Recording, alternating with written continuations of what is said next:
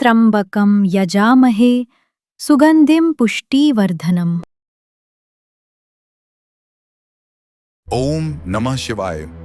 शिव ब्रह्मांड के अधिपति, सृष्टि के संहारक और मोक्ष के दाता। वे केवल एक देव नहीं हैं, वे स्वयं चेतना हैं। उनके अनेक रूप हैं, भोलेनाथ, नटराज, रुद्र, अघोर, महाकाल। परंतु इन सभी रूपों में एक प्रतीक है जो उन्हें अन्य सभी देवों से अलग करता है, उनका तीसरा नेत्र।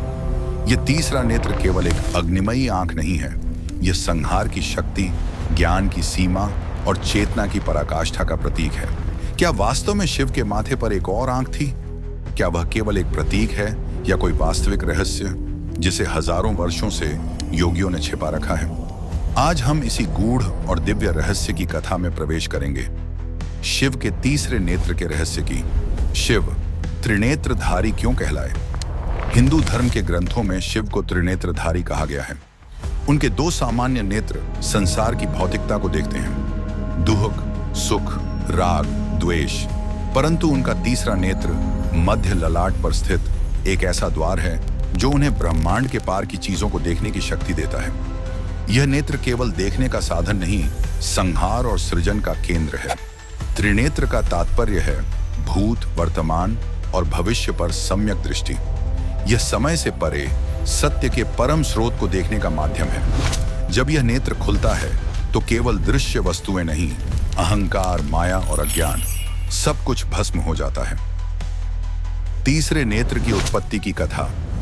प्राचीन ग्रंथों में कई कथाएं मिलती हैं जो तीसरे नेत्र की उत्पत्ति से जुड़ी हैं, परंतु एक कथा जो अत्यंत प्रसिद्ध और प्रेरणादायक है वह है कामदेव वध की कथा। शिव सती के वियोग के पश्चात कैलाश पर तपस्या में लीन थे। वर्षों बीत गए। इधर देवताओं को आशंका थी कि असुरों से रक्षा के लिए शिव का पार्वती से विवाह होना आवश्यक है, पर शिव की तपस्या इतनी गहन थी कि कोई भी उन्हें विचलित नहीं कर पा रहा था। तब देवताओं ने कामदेव को भेजा।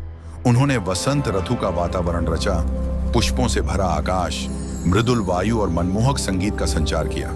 कामदेव ने अपने प्रेम बाण से शिव की तपस्या को भंग करना चाहा, लेकिन शिव की समाधि टूटी और उसी क्षण उनका तीसरा नेत्र प्रकट हुआ। अग्नि जैसी ज्वाला से युक्त वह नेत्र खुला और उसकी ऊर्जा से कामदेव वहीं भस्म हो गए। यह घटना केवल एक दैवी कथा नहीं, एक प्रतीक है। यह बताता है कि जब कोई योगी पूर्ण नियंत्रण में होता है तो वह इंद्रियों और भावनाओं से परे चला जाता है। काम, मोह और भोग, इनका उस पर कोई प्रभाव नहीं रहता। तीसरा नेत्र आत्मज्ञान का प्रतीक। शिव का तीसरा नेत्र केवल संहार नहीं करता, यह आत्मज्ञान का दर्पण है। यह हमें हमारी सीमित दृष्टि से बाहर निकालता है।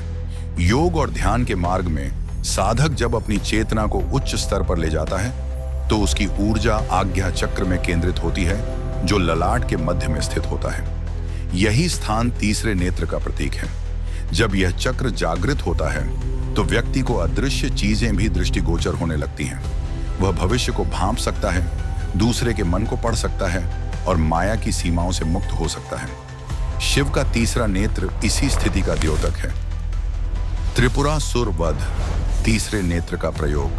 त्रिपुरासुर ने 3 नगरों में अत्याचार मचा रखा था। उनके नगर आकाश, पाताल और पृथ्वी में स्थित थे। कोई भी देवता उन्हें मार नहीं सका। तब शिव ने रथ पर सवार होकर एक अग्निबाण का संधान किया। यह अग्निबाण उनके तीसरे नेत्र की अग्नि से प्रेरित था। जैसे ही उन्होंने वह बाण चलाया, तीनों नगर एक साथ भस्म हो गए। इस कथा में तीसरे नेत्र की शक्ति को विस्तार से समझाया गया है। यह कोई साधारण दृष्टि नहीं, यह दिव्य ऊर्जा है जो सृष्टि को बदल सकती है। तीसरे नेत्र का वैज्ञानिक और आध्यात्मिक दृष्टिकोण। विज्ञान की दृष्टि से तीसरे नेत्र को पीनियल ग्रंथि से जोड़ा जाता है, जो मस्तिष्क के मध्य भाग में स्थित होती है। यह ग्रंथि मेलाटोनिन नामक हार्मोन का स्रवण करती है, जो नींद और चक्रों को नियंत्रित करता है। ध्यान और योग द्वारा इस ग्रंथि को सक्रिय किया जा सकता है, जिससे व्यक्ति की अंतर्दृष्टि विकसित होती है। आध्यात्मिक दृष्टि से तीसरा नेत्र आज्ञा चक्र का स्थान है।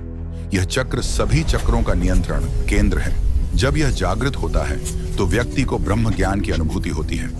उसे अपने भीतर स्थित शिव की अनुभूति होती है। शिव तांडव और त्रिनेत्र का संबंध। जब शिव का तीसरा नेत्र खुलता है तो ब्रह्मांड में विकंपन होता है।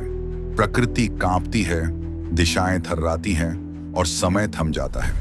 यही वह समय होता है जब शिव तांडव करते हैं। ये केवल एक नृत्य नहीं, ये पुरानी व्यवस्थाओं के विनाश और नई सृष्टि के आरंभ का संकेत होता है। तीसरे नेत्र की अग्नि में केवल कामदेव ही नहीं, समस्त अवांछनीयताएं भस्म हो जाती हैं। यह ब्रह्मांडीय चेतना का वह रूप है जो केवल सजग साधक ही समझ सकता है। शिव का तीसरा नेत्र हमें सिखाता है संयम का महत्व, आत्मनियंत्रण की शक्ति, भावनाओं पर विजय, चेतना का विस्तार और सत्य का बोध। यह नेत्र हमें बताता है कि जब हम भीतर झांकते हैं, जब हम आत्मा की गहराइयों में उतरते हैं, तभी हमें सत्य का ज्ञान होता है। यही शिव की कृपा है। तीसरा नेत्र केवल देवताओं का नहीं, मनुष्यों में भी संभव हर व्यक्ति के भीतर शिव का अंश है।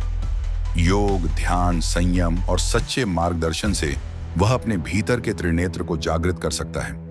यह नेत्र हमें मार्ग दिखाता है, माया से परे जाने का, अज्ञान से प्रकाश की ओर बढ़ने का। इस सावन जब चारों ओर भगवान शिव का आह्वान हो रहा है, आइए हम सब अपने भीतर के शिव को पहचानें।